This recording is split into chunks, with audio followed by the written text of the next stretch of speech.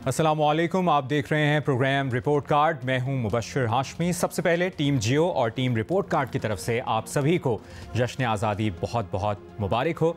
नाज़रीन, आज हम बात करेंगे पार्लियामेंट में जल्दबाजी में की जाने वाली कानून साजी पर तहफ़्फ़ुज़ात का इजहार किया जा रहा है। इस हवाले से फ्री और फेयर इलेक्शन नेटवर्क फाफिन की रिपोर्ट सामने आई है, जिसके मुताबिक 15वीं कौमी असम्बली ने 322 बिल्स मंजूर किए। ज़्यादातर क़वानीन 54% मुस्लिम लीग नून की इत्तेहादी हुकूमत के 16 माह के दौरान मंजूर किए गए, जबकि दीगर 46% PTI के 3.5 साल दौरे हुकूमत के दौरान मंजूर हुए। PTI के दौरे हुकूमत में ऐवान से मंजूर होने वाले 1/3 क़वानीन सदारती ऑर्डिनेंस की सूरत में पेश किए गए। दूसरी जानिब पिलडाट की रिपोर्ट के मुताबिक 5 साल दौरे हुकूमत में जमहूरियत को मजबूत करने के बजाय कमज़ोर किया गया। कौमी असम्बली ने 5 साल में कानून साजी के कुल 279 मुसव्वदे मंजूर किए, जिनमें जमहूरियत, इंसानी हुकूक के बुनियादी उसूलों को मजरूह करने वाली शिकों को जल्दबाजी में मंजूर किया गया। आज का हमारा सवाल कुछ यूं है कि क्या 15वीं पार्लियामेंट ने मुल्क की सियासत में कैसी रिवायत कायम की है। इसी पर बात करने के लिए पैनल हमारे साथ मौजूद है। सीनियर सहाफ़ी तज़कियाकार मज़हर अब्बास साहब, रीमा उमर साहिबा, इरशाद भट्टी साहब, सलीम साफ़ी साहब। रीमा, आपसे आगाज़ करेंगे गुफ्तगू का और तमाम पैनल को एक बार फिर जश्न आज़ादी बहुत बहुत मुबारक हो। सवाल कुछ यूं है कि 15वीं पार्लियामेंट ने मुल्क की सियासत में कैसी रिवायत कायम की है, क्या कहेंगे आप? जी शुक्रिया।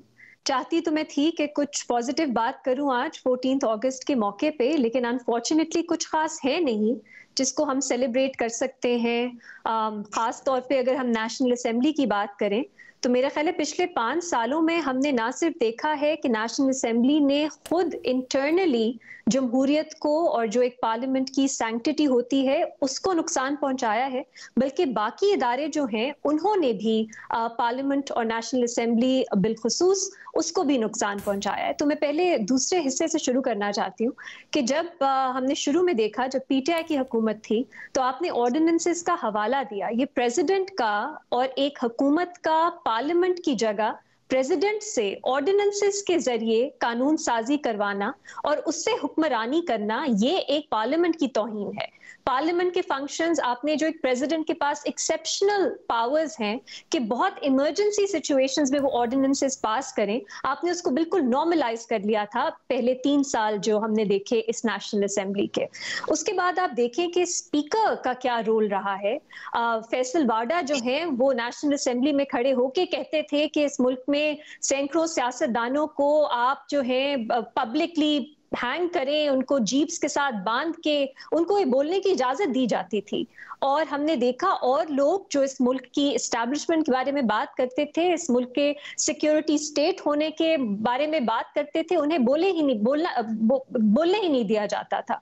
फिर हमने देखा किस तरह जब वोट ऑफ नो कॉन्फिडेंस आया, आपने जो नेशनल असेंबली ने एक रेजोल्यूशन मूव की वोट ऑफ नो कॉन्फिडेंस की, वो स्पीकर के ऑफिस ने ही उसे डिसमिस कर दिया आर्टिकल 5 को बहाना बना के, जो सुप्रीम कोर्ट ने बाद में कहा कि अनकॉन्स्टिट्यूशनल बिल्कुल उनका कॉन्डक्ट था। तो आप देखें आपके प्रेसिडेंट ने किस तरह नुकसान पहुंचाया, स्पीकर ने किस तरह नुकसान पहुंचाया। अब आप आ जाइए सुप्रीम कोर्ट पे। सुप्रीम कोर्ट ने किस तरह, जब उन्होंने कहा कि पार्टी लाइन के खिलाफ अगर कोई वोट करेगा उसका वोट गिना ही नहीं जाएगा, ये उन्होंने आइन को एक अजीब सी इंटरप्रिटेशन देके नेशनल असेंबली के जो मेंबर्स हैं उन्हें कमजोर कर दिया, पार्टीज को बहुत स्ट्रेंथन कर दिया। फिर हमने देखा कि कानून अभी बना ही नहीं है, एंटिसिपेटरी इंजंक्शंस देके कानून को स्टे कर दिया गया। ये भी हमने देखा इसी नेशनल असेंबली के टेन्योर में। और फिर हमने पिछले हफ्ते जो जजमेंट आई उसमें ये देखा कि सुप्रीम कोर्ट ने कहा कि जो पार्लियामेंट कानून बनाती है उससे ज्यादा दर्जा है जो सुप्रीम कोर्ट के रूल्स हैं उनका। और रूल्स जो हैं, चले वो तो एक तरफ, लेकिन अगर सुप्रीम कोर्ट ने उन रूल्स को इंटरप्रेट करके एक बेंच ने भी जजमेंट दी है, उसकी भी हैसियत ज्यादा है कानून के कंपैरिजन में जो नेशनल असेंबली पास करती है, पार्लियामेंट पास करती है। तो आप देखिए किस तरह सुप्रीम कोर्ट ने पार्लियामेंट जो है उसके रोल को बिल्कुल उसको कम कर दिया। और फिर फाइनली पार्लियामेंट ने कहा कि हम नेशनल असेंबली ने कि हमारी हकूक की, हमारे जो पावर्स हैं उसकी बात हो रही है, हम दिखाते हैं कि जहां हमारे पास इख्तियार है हम उसको किस तरह इस्तेमाल करते हैं। उन्होंने कंटेम्प्ट ऑफ पार्लियामेंट कानून पास किया जिसमें अगर आप ऑब्जेक्टिव्स पढ़ें आपको हंसी आएगी कि उसमें लिखा है कि कमिटी सिस्टम की अहमियत कितनी है, उसको बचाने के लिए, उसको स्ट्रेंथन करने के लिए इस कानून की बहुत जरूरत है। और फिर हमने देखा कि किस तरह कमिटी सिस्टम को बिल्कुल बाईपास करते हुए हमने ऐसी कानून साजी देखी जो इस तरह का एक कानून भी अगर किसी नेशनल असेंबली के टेन्योर में पास होना, आप कहेंगे उन्होंने बहुत बुरा परफॉर्म किया, ये काला कानून है, ड्रकोनियन कानून है, इसकी एक परमानेंस है। लेकिन हमने देखा एक के बाद एक तसलसल से इस तरह के कानून जो है वो पास हो रहे हैं। फॉर एग्जाम्पल, मैं सुन रही थी राना सनाउल्लाह साहब को, वो कहते हैं कि नहीं, मुल्क की जो डेवलपमेंट है, सिक्योरिटी के लिए हमें आर्मी की जरूरत है। लेकिन अगर आप आर्मी एक्ट अमेंडमेंट देखें, उसमें तो लिखा है डेवलपमेंट के लिए अगर आर्मी कुछ भी करती है या करती आई है, उसको कानूनी आपने हैसियत दे दी। तो मुझे नहीं समझ आती इसका दिफा किस तरह किया जा सकता है, क्योंकि हमारे आइन में आर्मी का डेवलपमेंट में कहां रोल लिखा है, मुझे तो नहीं समझ आती। फिर आप देखिए ऑफिशियल सीक्रेट एक्ट की जो अमेंडमेंट की गई, उसमें आपने एनिमी, दुश्मन की डेफिनेशन इतनी ज्यादा बढ़ा दी और उसके ऑफेंसेस इतने ज्यादा बढ़ा दिए कि अब मिलिट्री कोर्ट्स ट्राई कर सकेंगी सिविलियंस को जो उसकी ब्रीच में आते हैं। ये एक एक्स्ट्रॉर्डिनरी डेवलपमेंट है। हमें वक्त लगेगा इसको समझते समझते, और तब तक पता नहीं कितने लोगों के हुकूक जो हैं इन अमेंडमेंट्स के तहत जो है वो पामाल होंगे।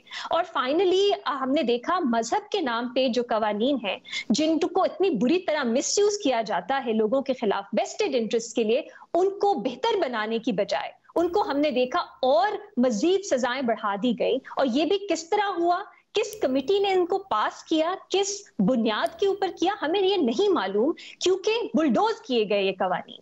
तो अगर आप देखें इंटरनली और एक्सटर्नली, ये पिछले 5 साल पार्लियामेंट के लिए, पार्लियामेंट की एक जो सैंक्टिटी होती है उसके लिए बहुत ही मायूसकुन थे, बल्कि तबाहकुन थे, एक्सटर्नली भी और इंटरनली भी।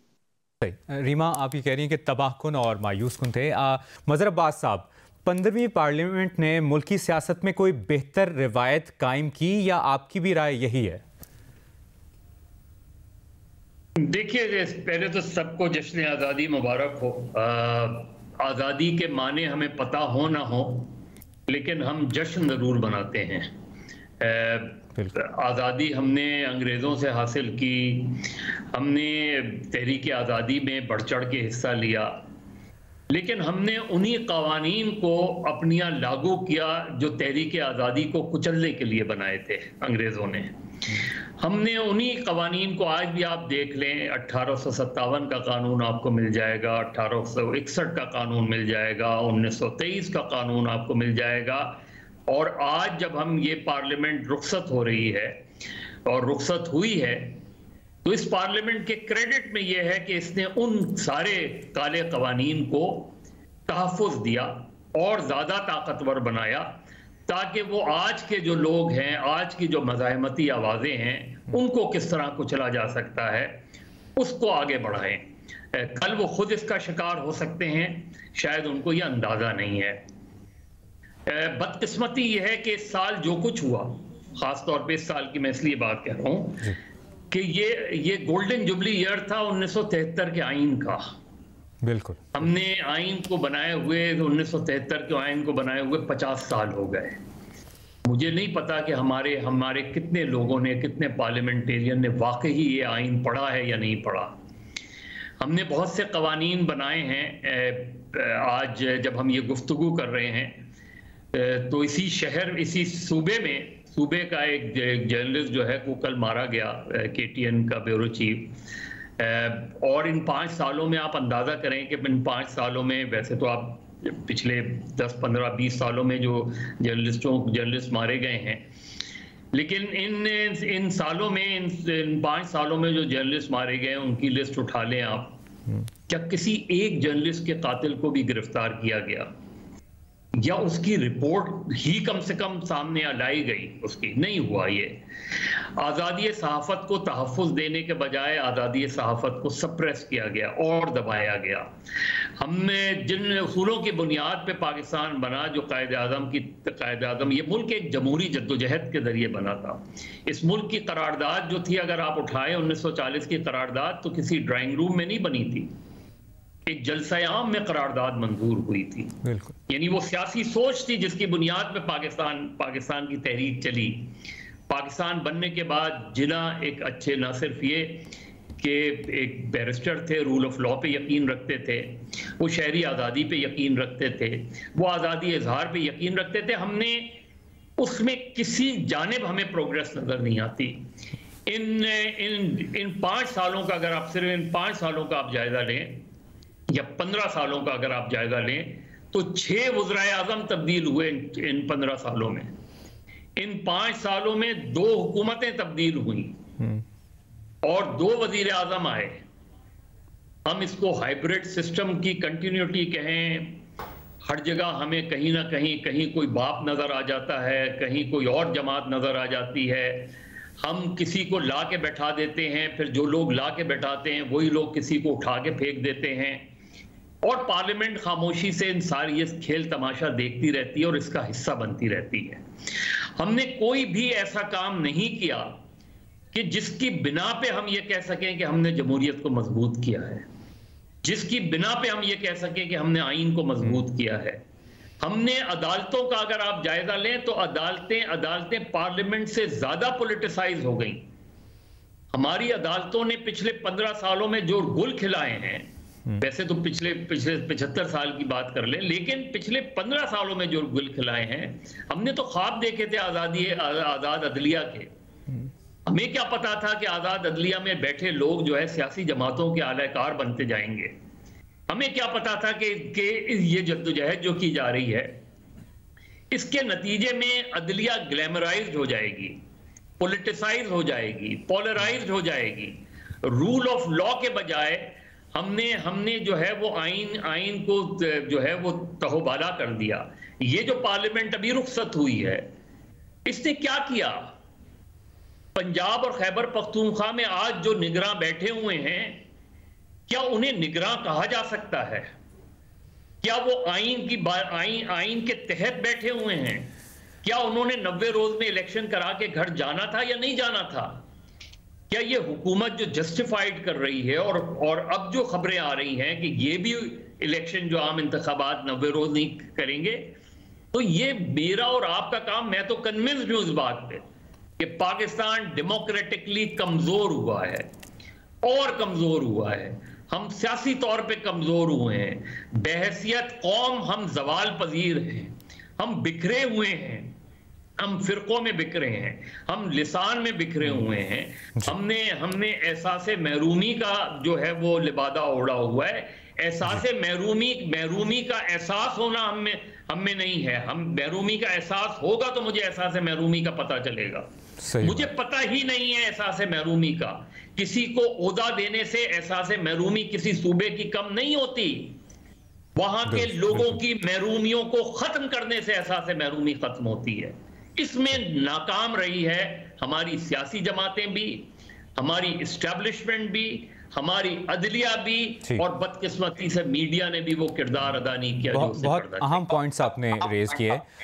भट्टी साहब की इस पर क्या राय है? सलीम साफी साहब इस पर क्या तजिया करेंगे? जानिए एक ब्रेक के बाद।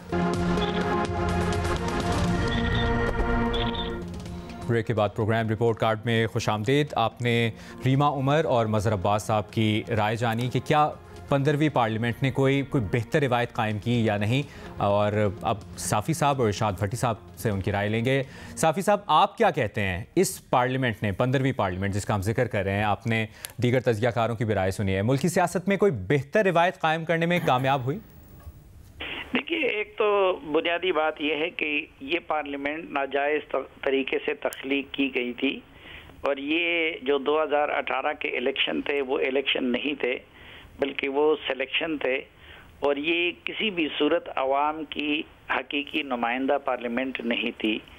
तो नाजायज़ तरीके से जब किसी चीज़ की तख्लीक हुई हो तो वो बाद में अगर कोई अच्छा काम भी कर ले तो उसको हम ज़्यादातर अप्रिशिएट नहीं कर सकते। दूसरा, जो इससे पहले पीटीआई का जो दौर था उसमें तो इस नाजायज़ पार्लियामेंट के साथ भी बहुत नाजायज़ सलूक किया गया, और इसके होते हुए एक तो अमूमन आर्डिनेंसेस से काम चलाया गया, दूसरा अगर कानून साजी की भी गई तो हमने ये रवायत देखी कि एक दिन में 35 बिल वो मंजूर करवाए गए।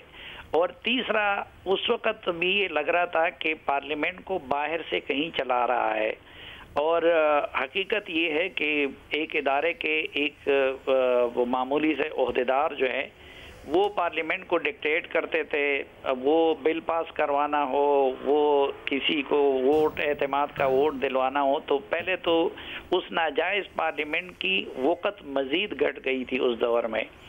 अब जब बाद में नून लीग, पीपल्स पार्टी, JUI और ये जमातें, इंक्लूडिंग अख्तर बैंगल साहब और मोहसिन दावड़, इन जैसे जो लिबरल ख्यालात के हामिल लोग थे, जब वो आ गए तो पहले तो उनको ये चाहिए था कि वो इस नाजायज़ पार्लियामेंट की उम्र को तवालत ना देते, इसको सनदी जवाब फराहम ना करते। लेकिन उन्होंने ये गलती की कि उन्होंने इसी पार्लियामेंट को दवाम दिया और उससे अपनी हुकूमत बना दी। अब इब्तिदाई दिनों में तो किसी हद तक उन्होंने इस पार्लियामेंट को सही तरीके से इस्तेमाल किया और कुछ अच्छी कानून साजी भी उससे करवाई गई, लेकिन आखिरी दौर में जिस तरीके से कानून साजी की गई वो बिल्कुल PTI के दौर का वो एक रेप्लिका हमें उसमें नज़र आया।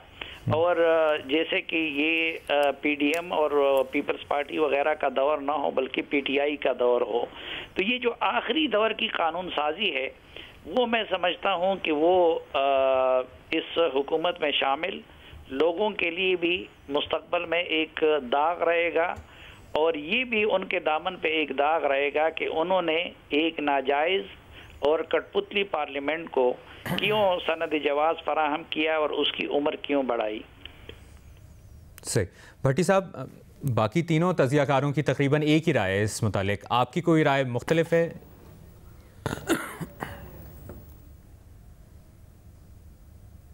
हमेशा मुख्तलिफ होती है, लेकिन भाईजान सबसे पहले 14 अगस्त मुबारक कौम को, मुल्क को। आपको भी मुबारक। मुल्क मिल गया हमें, आज़ादी ना मिली हमें।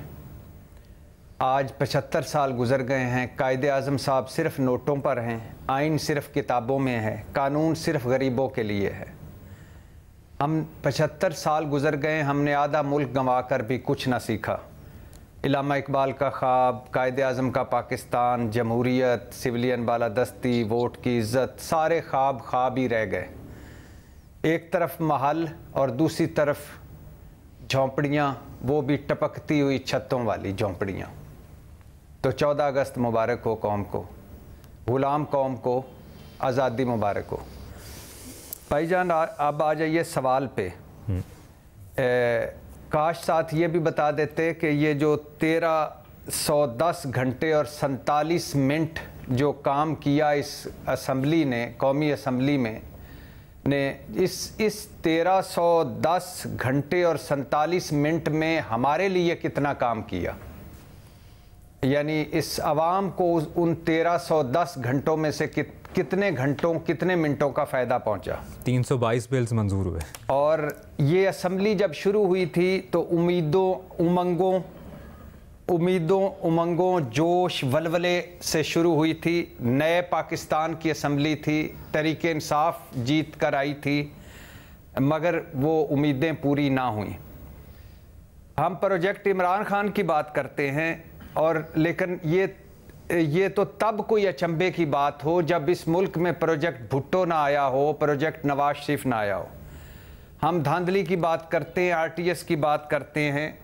आरओज़ की सूरत में 2013 में भी RTS बैठ गया, IGI की सूरत में भी RTS बैठ गया। अभी कराची में ये वो जो असली और वधिया PDM वाले थे, जब इनका बस चला तो कराची जैसे एक शहर में इन्होंने जिस तरह RTS बिठाए वो भी सबके सामने हैं। तो जो अपनी पार्टियों में शफाफ इंतखाबात नहीं करवाते, उन्हें शफाफ इंतखाबात कभी नहीं मिलते और कभी मिले भी नहीं। भाईजान ये जो 15 महीने बाद के थे, ये 16 महीने जिसमें ये 26 नुकात वाले असली ते वधिया जमहूरियत वाले खोए मलाई वाली आए, तो उन्होंने आकर जिस तरह इस मुल्क को और इस मुल्क के निज़ाम को बनाना रिपब्लिक बनाया, और जिस तरह एक्सपोज किया हम सब को अपने समेत वो काबिल दीद है। और ये जब तशरीफ़ लाए, तरीक़े अदम एतमाद कामयाब हुई और ये तशरीफ़ लाए, तो ये असम्बली इनके लिए जाली थी, लेकिन फिर असली हो गई। और उसके बाद जो कुछ हुआ आपके सामने हुआ, लिहाजा ये इस जाली असम्बली में, अधूरी असम्बली में, और ये जाली असम्बली थी, अधूरी असम्बली थी, अपोजिशन के बिना असम्बली थी, अखलाकी बरतरी के बग़ैर असम्बली थी। और ये 16 महीनों की वो असम्बली थी जो आइन की तौहीन आइन की मुर्तकिब हुई। ये 16 महीनों की वो असम्बली थी जो तौहीन सुप्रीम कोर्ट की मुर्तकिब हुई। ये 16 महीनों की वो असम्बली थी जो इलेक्शन से भागी। ये 16 महीनों की वो असम्बली थी जिसने ज़ाती मफादों और ज़ाती अनादों पर मुश्तमिल कानून साजी की।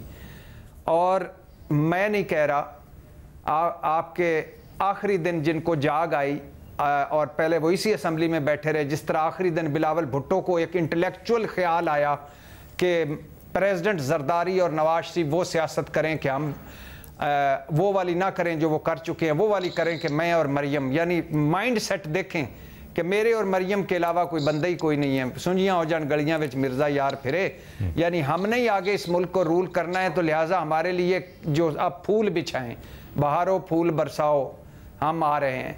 और दूसरी तरफ शाहिद खाकान अब्बासी इसी असम्बली में बैठे रहे, आखिरी दिन उनको भी लगा कि ये बदतरीन असम्बली थी और कौम से माफ़ी मांगी। तो काश उस ये आखिरी दिन के जो शाहिद खाकान अब्बासी साहब बैठकर इसमें इंजॉय करके, इसमें सारा कुछ प्रोटोकॉल लेकर इसमें, तो फिर उसके बाद अगर उन्होंने कुछ कह दिया तो वो काश ये सारे पार्लियामेंटेरियन इकट्ठे होकर जाते हुए गार्ड ऑफ ऑनर की सूरत में हमसे माफ़ी मांगते। ये 75 साल तारीख की बदतरीन असम्बली थी जनाब स्पीकर। और वैसे तो किसी असम्बली ने भी ये हमें एहसास नहीं दिलाया कि हम आपके साथ हैं। हमेशा अपने लिए काम किया और ये भी अपने लिए काम करती रही। ठीक है भट्टी साहब, आपका पॉइंट आ गया। रीमा, अगर मुस्लिम लीग नून की इत्तेहादी हुकूमत के 16 माह सामने रखें, मौजूद नहीं थी और तौहीने, ठीक है भट्टी साहब, आपका पॉइंट आ गया। अब रीमा आपसे जानना चाहेंगे, मुस्लिम लीग नून की इत्तेहादी हुकूमत के 16 माह सामने रखें और PTI के 3.5 साल दौरे हुकूमत को सामने रखें, कानून साजी से मुतालिक किसने बेहतर कानून साजी की? जी, PTI के दौर में उस तरह कानून साजी नहीं, उन्होंने ऑर्डिनेंसेस पास की जो बहुत प्रॉब्लमैटिक थी, अदालतों ने स्ट्राइक डाउन भी की, आपको याद होगा। लेकिन इमीडिएट हमारे पास में तो यही है, पिछले कुछ महीनों की जो कानून साजी हमने देखी। वही मैं बात जो पहले भी कर रही थी, इस तरह का एक कानून भी पास हो जाता, जैसे पिछले नून लीग की हुकूमत में पीका कानून जो है वो पास हुआ था, उस पर अभी भी हम बात करते हैं। ये तो एक के बाद एक आधा दर्जन ऐसे कवानीन हैं जो बहुत ज्यादा प्रॉब्लमैटिक हैं। लेकिन मुझे हैरत होती है कि हम जब बात करते हैं, कंडेम करते हैं इस कानून साजी को, लेकिन मैं तो एक स्पेसिफिक वजह है जिसलिए कंडेम कर रही हूँ। क्यों? क्योंकि आपने जो सिविलियंस हैं उनकी पावर्स कम की और आपने जो आपकी एस्टैब्लिशमेंट है उसको और एम्पावर किया। तो जो लोग इसको मानते ही नहीं हैं कि सिविलियंस को एम्पावर्ड होना चाहिए, वो किस चीज को क्रिटिसाइज कर रहे हैं? मैं ये जानना चाहूंगी, जेन्युइन क्यूरियोसिटी है मुझे, कि क्या वो इसी चीज को क्रिटिसाइज कर रहे हैं कि ऑफिशियल सीक्रेट्स एक्ट जो है उसमें जो एनिमी की डेफिनेशन है उसको नहीं बढ़ाना चाहिए था, और जो मिलिट्री ट्रायल्स हैं वो सिविलियंस के नहीं होने चाहिए, और जो आर्मी है उसका डेवलपमेंट में रोल नहीं होना चाहिए। मेरी तो ये स्पेसिफिक क्रिटिक है। इसके अलावा जिस तरह ये केयरटेकर प्राइम मिनिस्टर चुने गए हैं, ये कहाँ से इनका नाम आया, किसने पुश किया? क्या ये सच में सिर्फ लीडर ऑफ द हाउस और लीडर ऑफ द ऑपोजिशन की ही मुशावरत थी, या और प्लेयर्स भी थे जिनका ज्यादा एक से थी, एक इन्फ्लुएंस था? इसके ऊपर बात कर रही हूँ। तो मेरा ख्याल है पहले तो हम ये फैसला कर लें कि हम किसको शुरुआत, जो आपकी प्राइमरी ऑब्जेक्टिव है वो क्या होता है? सिविलियन इंस्टीट्यूशंस को मेरी नजर में एम्पावर करना। और सबसे ज्यादा एक जो चीज मेरे लिए खौफनाक है वो ये है कि इस पिछले कुछ महीनों में जो कानून साजी हुई और जो फैसले लिए गए वो एस्टैब्लिशमेंट को ज्यादा ताकतवर करती है।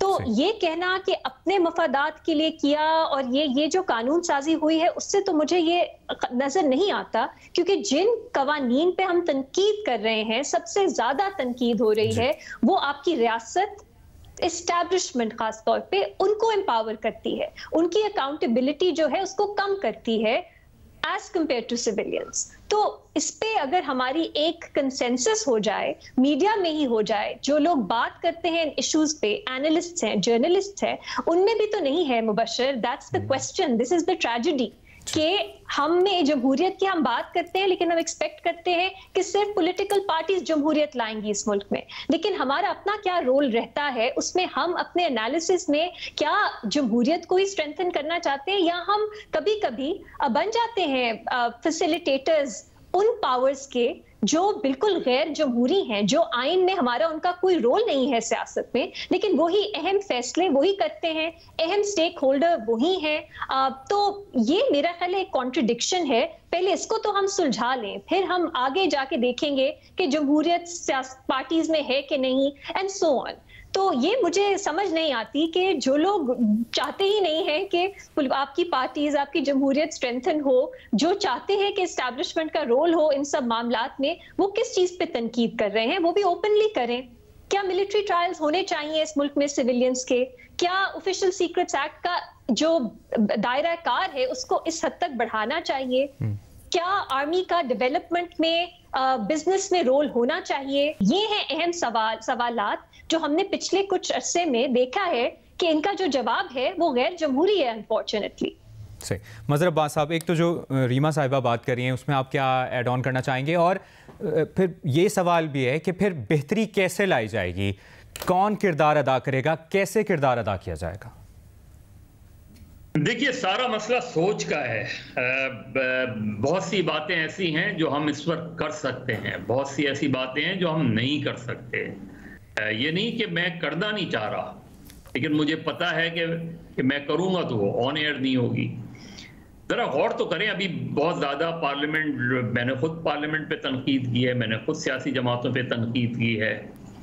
कौन ये पार्टियां बनाते हैं, कौन ये ग्रुप्स बनाते हैं, किसने बाप बनाई, किसने इस्तेहकाम पाकिस्तान पार्टी बनाई? देखिए, जब हम ये बात करते हैं कि आप उन्हीं कैरेक्टर्स को, मैं इसीलिए वोट ऑफ नो कॉन्फिडेंस पर जब ये बात थी उस पर मेरा क्रिटिकल व्यू था। जिन लोगों पे मुश्तमिल और जो लोग इसके पीछे रहे हैं, बहुत ज्यादा बात की, बहुत प्रोजेक्ट्स की हमने बात की। कौन बनाता है ये प्रोजेक्ट्स? आप सिर्फ ये कंपेयर करेंगे कि Bhutto project, Nawaz Sharif project, Imran Khan project, ये प्रोजेक्ट बनाने वाले कौन है? ये फैक्ट्री कौन सी है? इस पर तो हिम्मत करें बात करने की। ये फैक्ट्री की प्रोडक्शन कौन सी होती हैं?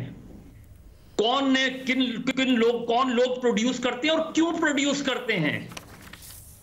ये हाइब्रिड सिस्टम को क्यों बनाया जाता है? क्या जरूरत है? एक गवर्नमेंट चल रही है, गवर्नमेंट चली जाएगी, दूसरी गवर्नमेंट आ जाएगी। पार्लियामेंट के अंदर अकाउंटेबिलिटी है, जुडिशरी को स्ट्रांग करें, हर इंस्टीट्यूशंस अपना हो, पॉलिटिकल पार्टीज अपना रोल प्ले करें, बाकी लोग अपना रोल प्ले करें। ये कहना लोगों को अभी देख लेना आप, इससे पहले, और ये सबक है, ये आज पीटीआई के लिए सबक है, कल मुस्लिम लीग नून के लिए सबक था कि जब पीटीआई की गवर्नमेंट थी, 5 साल की ले लें, जब पीटीआई की गवर्नमेंट थी, चेयरमैन सेनेट के इलेक्शन में क्या हुआ? 64 लोग खड़े होते हैं मीर हासिल बिजंजो के हक में, और सीक्रेट बैलेट होता है तो मीर हासिल बिजंजो हार जाता है। 2018 में किस तरीके से एमक्यूएम की सीटें लेकर दूसरों को दी गई, 2022 में वही सारे लोग जिन्होंने इमरान खान को वजीर आजम बनाया था, उन्हीं लोगों ने उन्हीं के वोट से इमरान खान हटा दिए गए। इमरान खान जब वजीर आजम बने, उन्होंने पहला टारगेट उन्होंने किसको बनाया? उन्होंने पंजाब की मुंतखब जो बल्दियाती इदारे थे उनको खत्म किया, उधर एडमिनिस्ट्रेटर्स मुकर्रर कर दिए गए। तो हमारी प्रॉब्लम ये रही है कि हमारे जिस तरीके से जिनका ये काम नहीं है सारी चीजें करना, वो काम करवाते हैं, फिर जब कॉन्फ्लिक्ट होता है उसी प्रोजेक्ट से जब कॉन्फ्लिक्ट बनता है तो फिर उसको हटा दिया जाता है, फिर दूसरे को लाके बैठा दिया जाता है, फिर वो उनके जो है मजासराई करता है। तो हमने आज तक ये रोल नहीं देखा कि आपका पॉलिटिक्स से ताल्लुक नहीं होना चाहिए। आप बरमला कहते हैं कि हम सियासत में नहीं है, लेकिन नजर आता है। नजर अगर यकीन ना आए तो आप जाके देख लें कि आज पीटीआई के लोगों से क्या कहा जा रहा है, किसके घरों पे नहीं जा रहे लोग। सही, क्या ये काम है? अगर किसी ने कानून तोड़ा उस कानून के खिलाफ कानून के मुताबिक उसको सजा दें, उसको पकड़ें। लेकिन ये कहना किसी को बैठा के कि आप इस जमात में चले जाएं, आप उस जमात में चले जाएं। आपका पॉइंट आ गया मजहर अब्बास साहब, बहुत बहुत शुक्रिया आपका। मजहर अब्बास साहब, रीमा उमर साहिबा, सलीम साफ़ी साहब, इरशाद भट्टी साहब आज पैनल में हमारे साथ मौजूद थे, और इस दुआ के साथ कि हमारा मुल्क और तरक्की करे और खुशहाली आए। आज़ादी की खुशियाँ मुबारक। अपना ख्याल रखें और इस मुल्क का ख्याल रखें। इजाज़त दीजिए, अल्लाह हाफ़िज़।